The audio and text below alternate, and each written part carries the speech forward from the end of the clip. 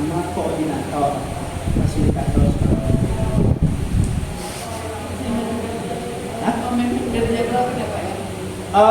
Komunikasi. Nah, salah satunya nanti disuarakan juga tentang jadwal ini. Sebenarnya karena tidak ada yang menggerakkan. Kita kan yang bungkusnya gitu, yang kita selama kita bungkusnya, tetapi kita isinya intinya apa? Dengan adanya langsung aja lah ya, ada Pak Novi di Sekolah Murah, ada Bu Emi di Sekolah Murah. Kita buat model, apa modelnya? Kita pandu kolaborasi di Rokan ini. Sebenarnya konsepnya gitu loh Pak. Karena yang selama ini yang saya rasakan, sekolah mengundang kami, minta sebagai narasumber untuk menjelaskan tentang IKN, dan oke, kami anggap itu adalah bagian dari pembebasan.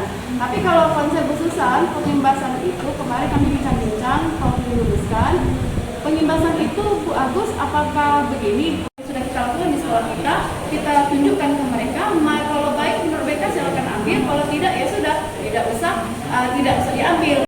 Ada tim apa dari kementerian ya, angkatan 1 itu. nah, kalau dari Kementerian nggak ada ya? Nggak ada ya Pak ya?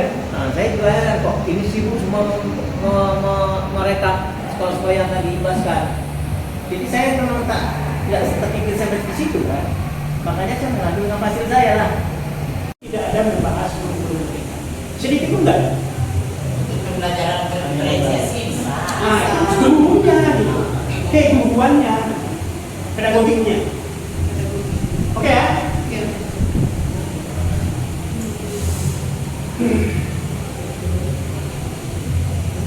Ketika ditanya seperti itu gitu Bu, misalnya ini kamu hari ini nggak rapi, jadi gimana caranya supaya ke depan bisa rapi gitu kan? Mereka janji kan, janjinya bisa dibuktikan enggak? Ketika kedua kalinya terulang gitu kan, dia adalah Bu, saya bersihkan WC aja seperti itu Bu. Jadi kalau untuk hukuman itu sudah bisa meringankan pembinaan.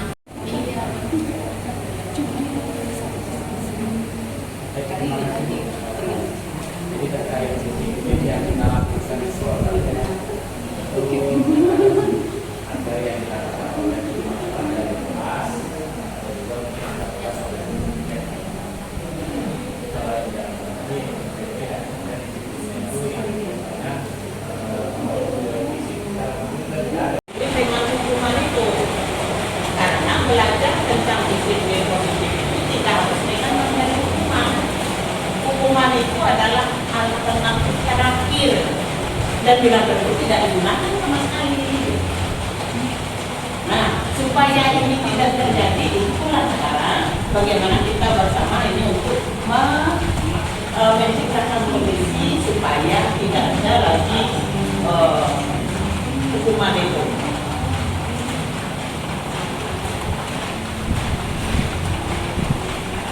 Di mana ada kemerdekaan, di situ harus ada disiplin yang kuat. Sungguh disiplin itu bersifat disiplin diri yang mewajibkan kita dengan sekeras-kerasnya, tapi itu sama saja. Sebab kalau kita tidak cepat melakukan disiplin diri, wajib langsungnya itu. Boleh dikatakan pernah ya?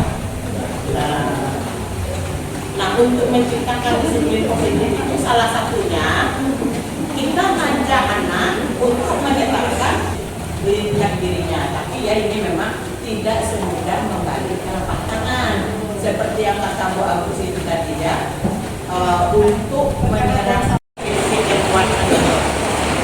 Prinsip kita ini akan bisa kita jalankan karena diri kita sendiri, bukan karena orang lain. Bagaimanapun orang mengajak kita, kalau dari diri kita enggak, itu akan jadi. Pak Jadi menengok dari sisi mana pula? Bu menengok dari sisi mana pula? Oke. Saya bisa mengontrol orang lain. Dengan telekontrol Anda tidak bisa mengontrol orang lain. Itulah seperti tadi. Ibu Agus tidak akan mau memberikan barang berharga milik dia Kalau tidak guru sendiri yang berikan dengan rujukan, dengan hati, dengan motivasi dan semuanya itu. Mana mau berikan? Kecuali kalau guru sendiri yang menyarankan. Oke. Kemudian ini ada kebutuhan dasar manusia. Kita untuk nilai-nilai kebaikan universal yang digunakan di Indonesia ini adalah profil Pancasila. Di setiap organisasi ada, tapi di organisasi pendidikan di Indonesia yang ini. Kemudian itulah yang diterima organisasi-organisasi lain. Oke, kita nggak usah kita bahas satu-satu itu.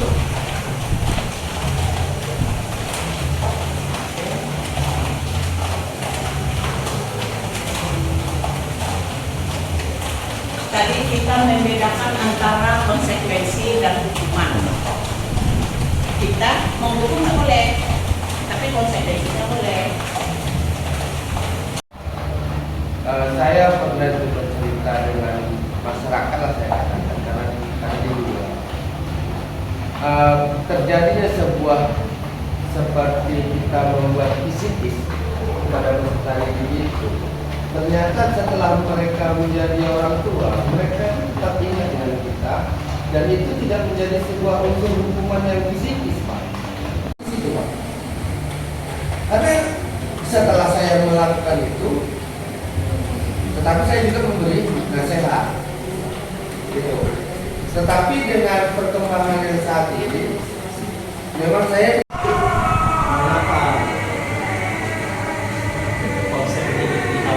Ditawarkan ceritanya sekarang ini kan baru dengan sekarang ini ya Pak ya.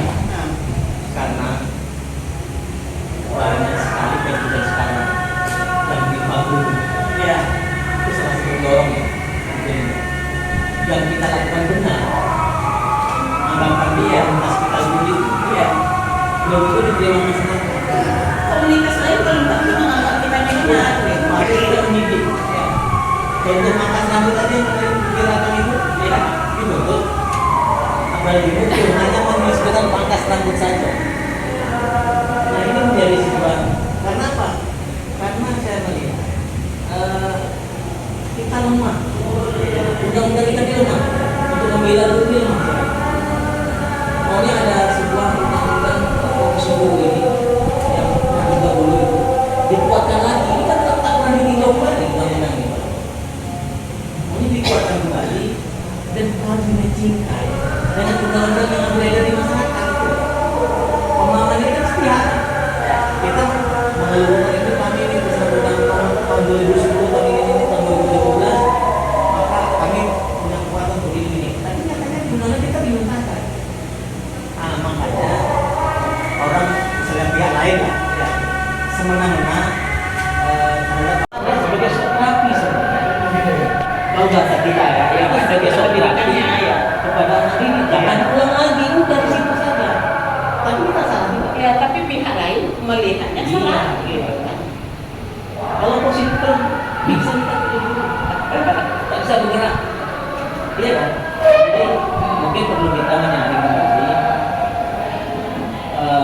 mana yang perlu kita lakukan agar lebih rendah, mana yang perlu kita efektif tadi, yang konsekuensinya. Jadi memang komite sekolahnya mendatangi keluarga untuk menegaskan tidak menjual rokok dengan anak yang masih pakai seragam di sekolah, apalagi masih di jalan sekolah. Itu komite sekolah itu memang alhamdulillah sekarang tidak ada lagi, tidak ada tempat nongkrong anak lagi di situ, tidak ada lagi karena memang diawasi. Sampai nomor masyarakat di sana pun kita minta bantu kalau ada foto-foto orang kirimkan kami ke pihak sekolah. Jadi kami memang melibatkan di masyarakat sekitar dan komite sekolah. Ya itu kolaborasi dan aturan gitu kan. Jadi yang kamu jalan nanti kamu bisa di KPS kami. Nah itu. Nah itu tadi mohon kolaborasi dia. Jadi di sekolah itu kita kolaborasi, kita optimalkan kalau juga di komite sekolah. Yang berhasil itu adalah motivasi intrinsik yang kita tanamkan dalam dirinya sehingga dia sehingga kita dulu mengambil posisi sebagai manajer. Apa yang kita yakini, apa kamu meyakini hal tersebut? Kalau kamu meyakininya, maukah kamu mengikutinya gitu? Misal dalam kasus ini ada anak laki-laki kan, anak laki di kelas. Setelah itu datang guru yang laki ini sampai kepot bajunya. Jadi dia gini, kenapa ini bisa terjadi? Masing-masingnya ini kesenangan, kebebasan, penguasaan, kasih sayang, dan rasa diterima. Kalau salah satu dia tidak penuhi, ini akan muncul itu penolakan itu. Misalnya kasih sayang dan rasa tidak diterima. Misalnya anak di kelas, kalau dia ada yang dia dibully di kelas itu, karena dia akan timbul masalah di situ. Anak yang membuli ini kenapa dia membuli kan itu? Ini pula yang harus kita carikan solusi kenapa dia bisa sampai membuli. Ya. 3 perilaku itu ada motivasi orang berperilaku itu kenapa dia kok bisa seperti itu.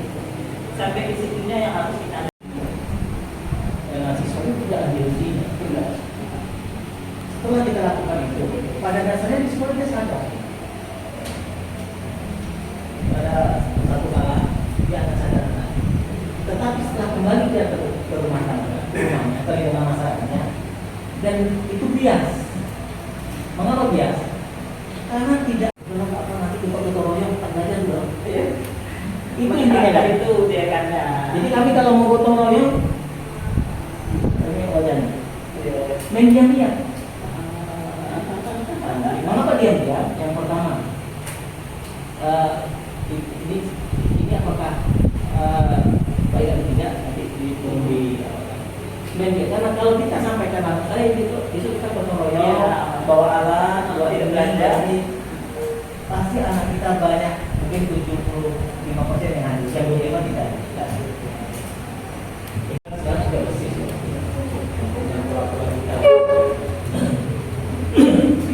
Masalahnya bukan itu. Di sekolah itu kalau sudah malam Pak, karena putih ada kelas.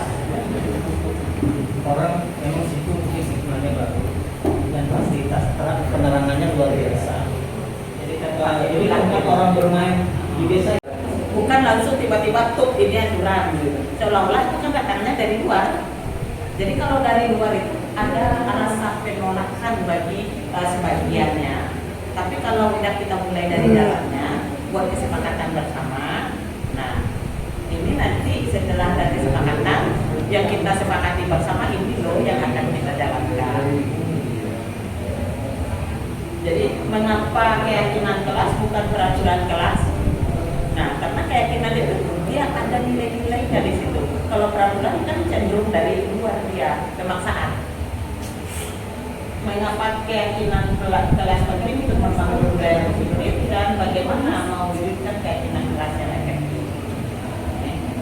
Nah, untuk pembentukan keyakinan sekolah dan keyakinan kelas ini, kalau kita di dulunya nanti itu kan keyakinan sekolah jadinya ya terhadap bukan peraturan lagi Bu ya, gampang ya, bahasa ya.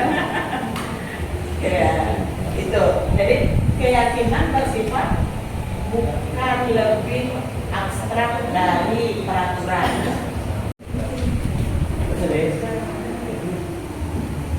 Kalau kita mau buat lagi, jadi di sekolah bagus semuanya kita ambil juga sampel beberapa kelas penyusunan ini sebagai aksi nyata disiplin positif kita. Oke, siap. Awalnya kan itu. Jadi kita memprosesnya dari keyakinan yang sudah kita susun itu, bagaimana kaitannya dengan keyakinan yang sudah kita buat, sehingga dia merasa iya Bu, saya melanggar yang itu yang saya langgar. Nah sekarang sadar itu, udah tahu itu yang dilanggar, bagaimana ke depannya? Sama-sama dengan kawan-kawan kita di kelas menjadi budaya sekolah persoalan kita yang akan kita jalankan bersama-sama. Jadi kan ada istilahnya apa tadi? Keyakinan kelasnya, nilai-nilainya, kemudian ada konsekuensinya. Nilai-nilai dan konsekuensi itu bersama. Setidaknya itu, dan itu dibuatkan dokumennya. Kalau perlu, kalau proses awal sampai terbentuknya itu divideokan dan itu diunggah menjadi praktek baik kualitas. Kalau itu dilakukan di kelas, kalau ada 30 sama 30 program, berarti ada 30 kelas. Dalam waktu yang hampir bersamaan itu menunggah praktek baik di PNM. Satu kegiatan dalam menyusun PNM. Belum lagi praktek-praktek baik yang lain. Sekarang ini masalahnya kita melakukan, tapi belum terbiasa mendokumentkan, ya kan? Dan mengupload di PNM. Ya, jadi kita biasakan itu. Nah, sehingga praktek baik kita itu bisa dilihat orang di PNM. Mungkin orang tidak berkomentar, tapi diyakininya juga akan dilaksanakannya, dan itu kan akan luar biasa. Setidaknya bagi kita ada, ya tanpa kita ketahui, praktek baik kita itu dicontoh. Oke Bapak dan Ibu, kita cukupkan sampai di sini. Terhadap LK, saya kita cukupkan sampai di sini. Terima kasih kepada Bu Erni. Dia menjalankan dua perannya, peran sebagai pengawas dan kemudian kita minta juga sebagai narasumber. Tiba-tiba kena turunkan. Saya kedua, saya ketiga, 4. Paling lambat Senin ya.